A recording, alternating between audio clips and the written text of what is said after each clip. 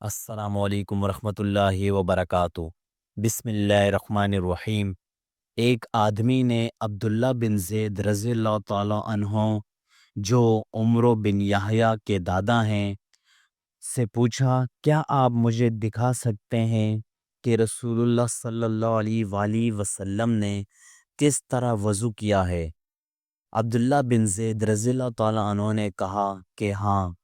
پھر انہوں نے پانی کا برتن منگوایا، پہلے پانی اپنے ہاتھوں پر ڈالا اور 2 مرتبہ ہاتھ دھوئے، پھر 3 مرتبہ کلی کی، 3 بار ناک صاف کی، پھر 3 دفعہ اپنا چہرہ دھویا، پھر گہنیوں تک اپنے دونوں ہاتھ 2 مرتبہ دھوئے، پھر اپنے دونوں ہاتھوں سے اپنے سر کا مسح کیا۔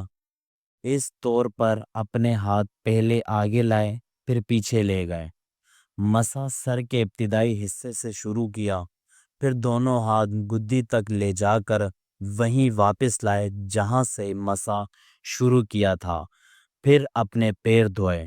صحیح بخاری، حدیث نمبر 185۔